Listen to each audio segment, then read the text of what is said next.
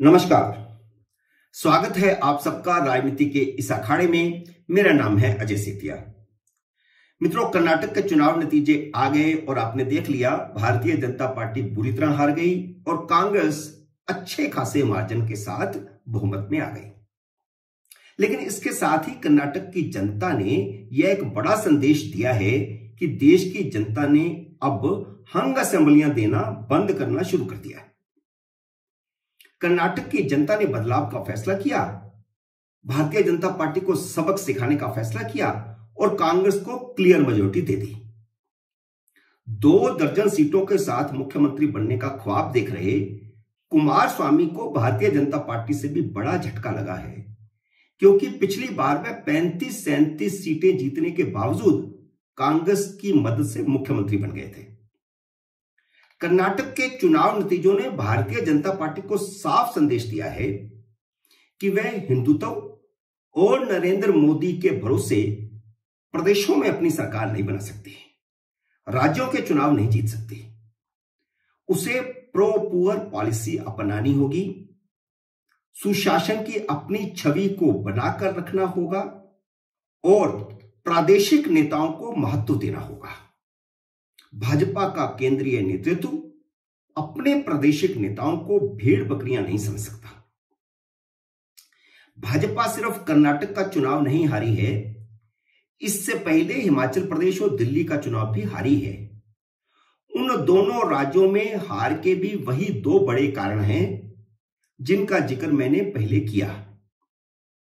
जब हम भाजपा की हार के कारणों की समीक्षा करते हैं तो हमें कांग्रेस की जीत के कारणों की भी समीक्षा करनी होगी, क्योंकि यह देखना होगा कि भाजपा हारी क्यों, कांग्रेस जीती क्यों, उसके माइनस पॉइंट क्या रहे और इसके प्लस पॉइंट क्या रहे।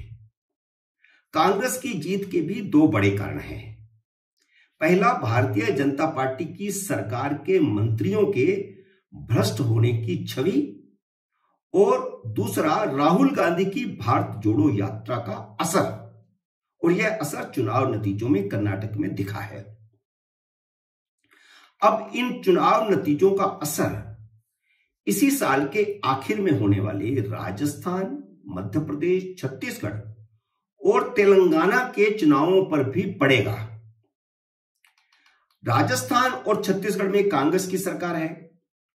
अगर कांग्रेस इन्हें बचाए रखने में कामयाब होती है और मध्य प्रदेश में भी कर्नाटक की तरह भाजपा से दल बदल करवाकर सरकार बनाने का बदला ले लेती है, तो 2024 के लोकसभा चुनाव में तस्वीर बदलते देर नहीं लगेगी। आप इस बात से अंदाज लगा सकते हैं कि मई 2022 में, सिर्फ 1 साल पहले, कांग्रेस के पास सिर्फ 2 राज्य, राजस्थान और छत्तीसगढ़ ही बचे थे। लेकिन 1 साल के भीतर वह 4 राज्यों में सत्ता में आ गई है। उसने कर्नाटक और हिमाचल को जोड़ा है। कर्नाटक के चुनाव नतीजों से विपक्षी एकता की कोशिशों को अब रफ्तार मिलेगी और संभावना भी बढ़ेगी। इसलिए मैंने कहा कि इन नतीजों का व्यापक असर हो सकता है। लेकिन आज हम कर्नाटक में भाजपा की हार की समीक्षा करें तो हम मोटे तौर पर 6 कारण समझ सकते हैं। पहला कारण यह है कि भारतीय जनता पार्टी के तौर पर उसकी जड़ें अभी पूरे देश में मजबूत नहीं हुई हैं, खासकर पश्चिम में और दक्षिण में। बंगाल में भी वह जीत का बड़ा वातावरण बना रही थी, लेकिन हारी, और अब कर्नाटक में अपनी सरकार उसने खो दी है।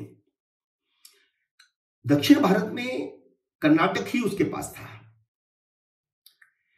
जबकि कांग्रेस की जड़ें देश में फैली हुई हैं। वे एक बार हारती है तो दूसरी बार जीत भी जाती है। पिछले 9 वर्षों की जीत मोदी के व्यक्तित्व और हिंदूवादी नीतियों के कारण थी। केंद्रीय स्तर पर भाजपा का यह करिश्मा बना रह भी सकता है, क्योंकि राष्ट्रीय स्तर की राजनीति में नरेंद्र मोदी का करिश्मा बना हुआ है, और जब लोकसभा का चुनाव होता है तो वोटर देश की विभिन्न जरूरतों और पहलुओं को देखकर वोट करता है। मैं यहां शरद पवार का वह बयान याद दिलवाना चाहता हूं जो उन्होंने कर्नाटक विधानसभा चुनाव से पहले दिया था। उन्होंने कहा था कि कर्नाटक में कांग्रेस जीत जाए तो इसका मतलब यह नहीं है कि 2024 में मोदी हार रहे हैं। और उनकी भविष्यवाणी कर्नाटक में तो सही साबित हुई है। कर्नाटक में भाजपा की हार और कांग्रेस की जीत का दूसरा बड़ा कारण यह है कि कांग्रेस के दो बड़े नेताओं टीके शिवकुमार और सिद्धारमैया ने भारतीय जनता पार्टी की सरकार की छवि भ्रष्ट सरकार की बना दी थी और यह अभियान उन्होंने 6-8 महीने पहले ही शुरू कर दिया था। कांग्रेस ने भारतीय जनता पार्टी के मुख्यमंत्री पर सीधा प्रहार किया और उनकी छवि पर 40% कमीशन का ऐसा दाग लगाया कि उसे मोदी भी नहीं धो पाए। तीसरा बड़ा कारण यह रहा कि कांग्रेस ने चुनाव प्रचार क्षेत्रीय नेताओं के हाथ में दिया हुआ था, जबकि भाजपा का चुनाव प्रचार नरेंद्र मोदी, अमित शाह और जेपी नड्डा के भरोसे था, जो स्थानीय कन्नड़ भाषा से अनजान थे। और यही भाजपा की सबसे बड़ी कमजोरी है, क्योंकि उसका सारा नेतृत्व, बड़ा नेतृत्व हिंदी भाषी है। लेकिन कांग्रेस के पास स्थानीय नेता भी बड़े हैं, जैसे कर्नाटक में तो कांग्रेस के अध्यक्ष मल्लिकार्जुन खड़गे थे। स्थानीय भाषा का बड़ा असर होता है चुनाव में। यही कारण है कि कांग्रेस 40% से ज्यादा वोट पाने में कामयाब रही है। और यह लंबे समय के बाद हुआ है कि किसी पार्टी को 40% वोट मिले। उत्तर भारत में भारतीय जनता पार्टी इसलिए ज्यादा फैल गई क्योंकि नरेंद्र मोदी और अमित शाह ठीक से हिंदी बोल लेते हैं, गुजराती होने के बावजूद। और नड्डा तो हिमाचल के हैं, वो तो हिंदी भाषी हैं। जबकि दक्षिण भारत में ये तीनों नेता लगातार फेल हो रहे हैं। टिकटों के बंटवारे में भी केंद्र ने अपनी भूमिका निभाई। मैं भारतीय जनता पार्टी की बात कर रहा हूं। 50 उम्मीदवारों का टिकट काटना बहुत भारी पड़ा है भाजपा को। यह गुजरात नहीं था, और हिमाचल में भी टिकट काटे थे तो वहां भी भारी पड़ा था। जबकि कांग्रेस ने समय से पहले और स्थानीय स्तर पर टिकटों का बंटवारा किया, जबकि भाजपा की सारी टिकटों का बंटवारा केंद्रीय स्तर पर हुआ।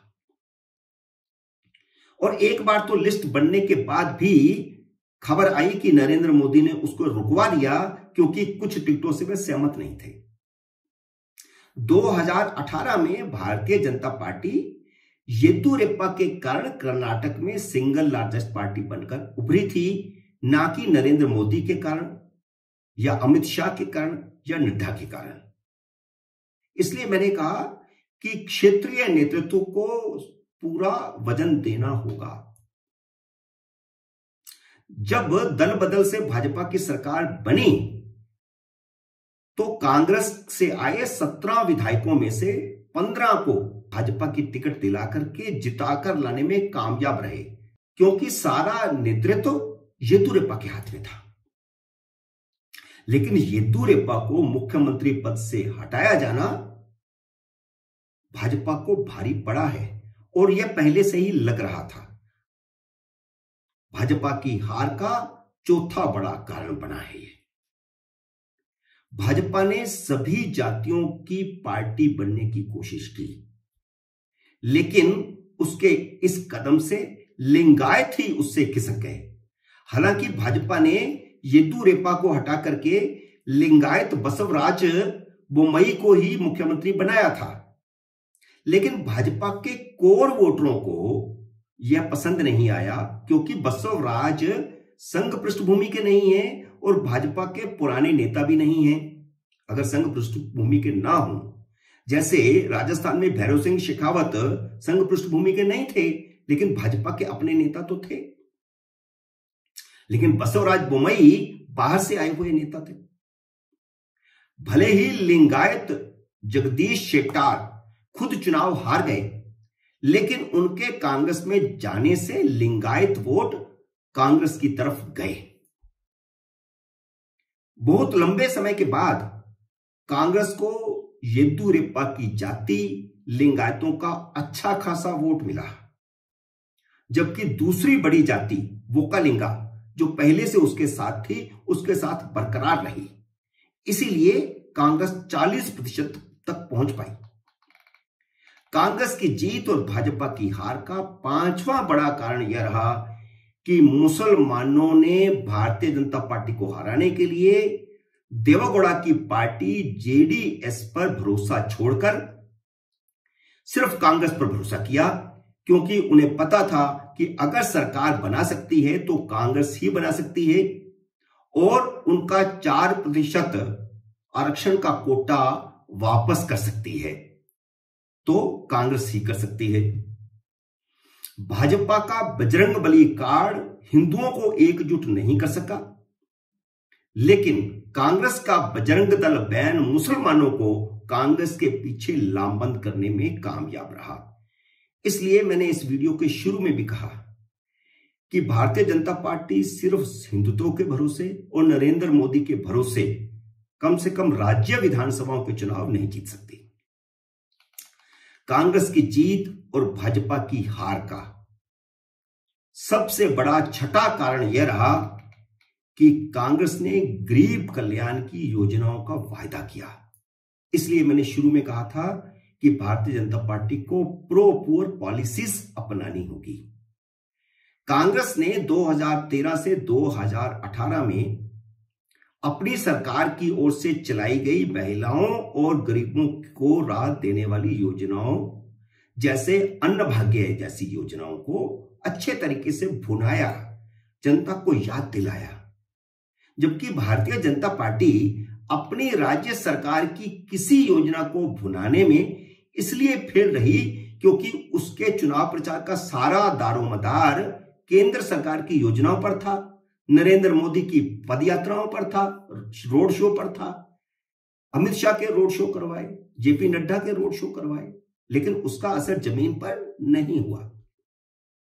भाजपा जनता को यह नहीं समझा पाई कि डबल इंजन सरकार में दूसरे इंजन ने क्या किया, दूसरे इंजन की क्या भूमिका रही।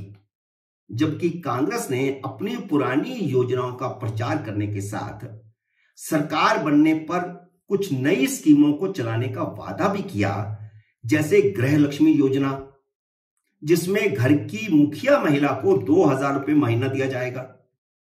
और कांग्रेस ने केजरीवाल की नकल करते हुए 200 यूनिट फ्री बिजली, बीपीएल परिवारों के हर सदस्य को 10 किलो फ्री चावल का वायदा, जबकि भाजपा राज्य में लोग 4 किलो चावल के लिए तरस रहे थे।